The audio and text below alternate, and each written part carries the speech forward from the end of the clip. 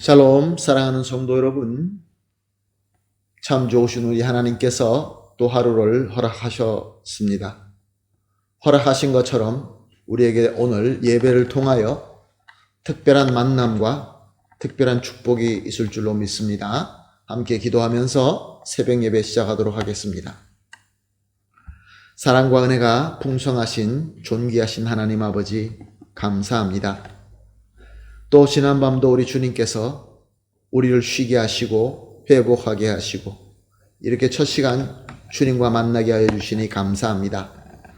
오늘도 하나님 말씀을 통하여 깨달음을 주시고 또 무엇보다 지혜와 총명을 주시어서 혼잡하고 어려운 이 시대를 주님의 지혜대로 모든 것을 잘 이겨내고 승리할 수 있게 하여 주시옵소서. 오늘 예배도 주님 손에 올려드리며 예수님의 이름으로 기도합니다. 아멘. 다 같이 우리 찬송가로 하나님께 영광 올려드리겠습니다. 함께 우리가 찬송하실 찬송은 95장 나의 기쁨 나의 소망 되시며 95장 함께 찬송하시겠습니다.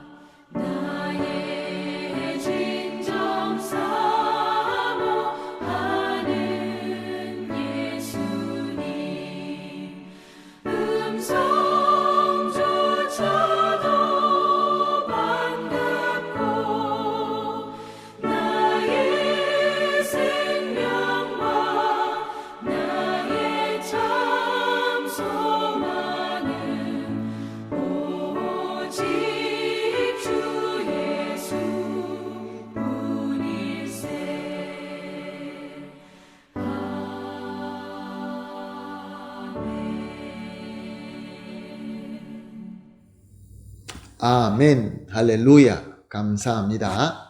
오늘 우리가 함께 보실 하나님의 말씀은 다니엘서 5장 13절에서 16절 말씀입니다. 다니엘서 5장 13절에서 16절 말씀 함께 보시겠습니다. 이에 다니엘이 부름을 받아 왕 앞에 나오매 왕이 다니엘에게 말하되 내가 나의 부왕이 유다에서 사로잡아온 유다 자손 중에 그 다니엘이냐? 내가 내게 대하여 들은즉 내 안에는 신들의 영이 있으므로 내 명철과 총명과 비상한 지혜가 있다 하도다. 지금 여러 지혜자와 술객을 내 앞에 불러다가 그들에게 이 글을 읽고 그 해석을 내게 알게 하라 하였으나 그들이 다 그 해석을 내게 보이지 못하였느니라. 내가 내게 대하여 들은즉 너는 해석을 잘하고 의문을 푼다 하도다. 그런즉 이제 내가 이 글을 읽고 그 해석을 내게 알려주면 내게 자주색 옷을 입히고 금사슬을 내 목에 걸어주며 너를 나라의 셋째 통치자로 삼으리라 하니. 아멘. 극도의 교만과 사치와 타락에 빠진 벨사살 왕은 안하무인적으로 하나님을 모욕하는 잔치를 벌이고 쾌락을 즐기고 있다가 하나님의 손가락이 나타나 글을 쓰는 이적을 보게 됩니다. 그래서 공포와 번뇌에 빠지게 되지요.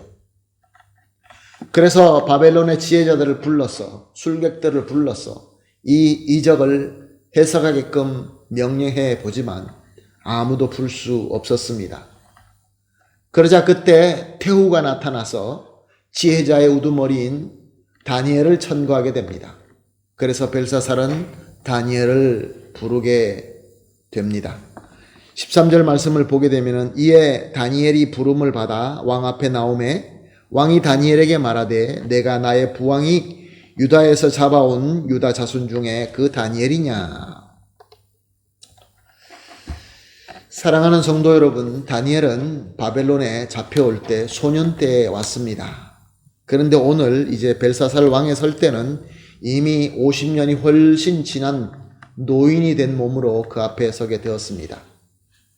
다니엘은 그 누구보다 하나님의 영이 함께함으로 하나님께로 지혜와 총명을 받아서 아주 특별한 자였습니다. 그래서 바벨론을 세운 느부갓네살 왕으로부터 모든 지혜자들과 참모들의 우두머리로 세움을 받았고 느부갓네살 왕에서부터 지금 이 벨사살 왕까지 여러 왕들을 하나님의 지혜로 잘 섬기고 있었던 것입니다. 50년이 넘도록 그 왕궁에서 지혜자들의 가장 높은 자리에서 지혜로 섬겼는데 이제 벨사살은 다니엘에게 내가 나의 부왕 유다에서 잡아온 유다 자손 중에 그 다니엘이 맞느냐라고 물어보고 있습니다. 무엇을 의미합니까? 벨사살 왕이 그만큼 나라의 지혜자들과 나라의 참모들과 교류가 없었다는 것입니다. 그들 중에서 가장 높은 다니엘을 몰랐다는 것은 그에게는 지혜와 지식에 대해서 관심이 없고 오직 권세와 부와 퇴폐한 쾌락과 사치 이런 것만 찾았던 아주 어리석은 자였던 것입니다. 우리가 역사를 통해서 잘 알고 있는 것처럼 모든 제국들의 멸망하게 되는 이유가 그 제국의 왕들이 이렇게 지혜와 총명을 찾지 않고 쾌락과 사치를 찾기 때문에 부패해지고 그래서 멸망한 것을 우리는 잘 알 수 있습니다. 벨사살에게 망조가 들은 것이죠. 어쩌면 그에게는 유다 예루살렘 성전의 기구를 더럽게 하면서 하나님께 모욕한 것이 자기 마음의 가책이 되어서 유다 사람 출신인 다니엘에게 무언가 마음의 가책이 돼서 모르는 척하고 이렇게 이야기하고 있는지는 모르겠습니다. 그러나 한 가지 분명한 것은 이 벨사살 왕이라는 이 왕은 어떤 지혜와 어떤 그 좋은 그런 덕을 찾는 것이 아니라 몸의 그 육적인 쾌락, 사치 이런 것만 찾는 아주 어리석은 왕이다라는 것을 우리는 알 수 있습니다. 16절을 봅니다. 내가 내게 대하여 들은즉 너는 해석을 잘하고 의문을 푼다 하도다. 그런즉 이제 내가 이 글을 읽고 그 해석을 내게 알려주면 내게 자주색 옷을 입히고 금사슬을 내 목에 걸어주고 주어 너를 나라의 셋째 통치자로 삼으리라 하니. 무슨 얘기입니까? 이렇게 어리석은 자, 세상의 쾌락만 추구하는 자, 이런 자들은 이제 다니엘에게 네가 나의 문제만 풀어주면 자주색 옷, 금사슬, 셋째 통치자의 자리를 주겠다. 그렇게 얘기하고 있습니다. 하나님의 은혜가 없고 오직 교만과 사치와 쾌락에 빠져 있는 오만한 자들은 존중, 겸손 이런 미덕을 전혀 모릅니다. 그저 모든 것을 돈과 권세로 해결하려고 합니다. 심지어 하나님의 은혜와 은사도 자신이 가지고 있는 돈과 권세로 구하려고 하는 것이죠.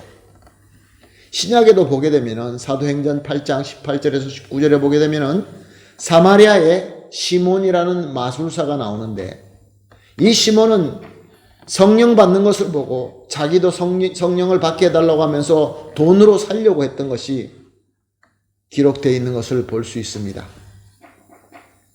이렇게 하나님의 은혜가 없는 자, 하나님을 진정으로 모르는 자, 예수 그리스도를 전인격적으로 만나지 못한 자들은 이렇게 항상 무모하고 어리석습니다. 하나님의 은혜조차도 자기가 가진 돈과 권세로 살려고 하는 것이죠. 그런데 오늘 본문 말씀을 통하여 우리가 질문해 보아야 될 것은, 왜 이렇게 하나님께서는 은혜를 받은 다니엘과 같은 저와 여러분이 벨사살과 같이 하나님의 은혜를 모르고 무모한 자들과 이렇게 만나게 되고 그 앞에 서게 되는 것일까요? 여기 하나님께서 분명한 하나님의 목적과 뜻이 있다는 것입니다. 우리가 하나님의 은혜를 받고 하나님께서 주시는 그 지혜 가운데에서 우리끼리만, 하나님의 은혜 받은 자들끼리만 살면 얼마나 좋겠습니까? 그럼에도 불구하고 하나님께서는 다니엘이 벨사살 앞에 서는 것처럼 저와 여러분도 하나님의 은혜를 모르는 자들, 저 무모한 자들 앞에서 그들 앞에 서게 되고 그들과 만나게 되는 것을 하나님께서 허락하시는 것입니다. 오늘은 이 하나님의 뜻과 하나님의 목적을 우리가 깊이 생각하면서 기도하기를 바랍니다. 그러므로 우리가 합심해서 이렇게 기도하십시다. 첫 번째로, 하나님의 은혜와 은사를 받은 성도로 삼아주심을 감사합니다. 두 번째로, 하나님의 은혜를 모르고 무지한 무모한 자들 앞에 서게 하시는 하나님의 뜻을 깨닫게 하여 주시옵소서. 그리고 세 번째로, 절대로 퇴폐한 재물과 권세 유혹에 넘어가지 말게 하시고 오직 하나님의 인도하심에만 순종할 수 있게 하여 주시옵소서. 세 가지 기도 제목으로 합심하여 기도한 뒤에 개인적으로 기도하시고 오늘 허락하신 하루도 우리 주님께서 주시는 이 은혜대로 순종하면서 살게 되기를 예수님의 이름으로 부탁합니다. 다 같이 기도하겠습니다. 하나님 아버지 감사합니다. 오늘도 말씀을 주시고 또 말씀을 통하여 깨달음을 주시니 감사합니다. 하나님 아버지, 무엇보다 하나님의 은혜와 하나님의 은사를 받은 성도로 삼아주심을 감사합니다. 그러나 하나님께서는 하나님의 은혜를 모르고 무지하고 무모한 자들과 그들 앞에 서게 하시고 그들과 만나게 하시는 하나님의 뜻이 있는 줄로 압니다. 하나님의 뜻과 목적을 알게 깨닫게 주님께서 우리의 영안을 열어 주시옵시고 절대로 퇴폐한 재물과 권세의 유혹에 넘어가지 말게 하시며 오직 하나님의 인도하심에만 순종하며 우리 하나님의 뜻대로 승리하게 하여 주시옵소서. 감사하며 예수님의 이름으로 기도합니다. 아멘.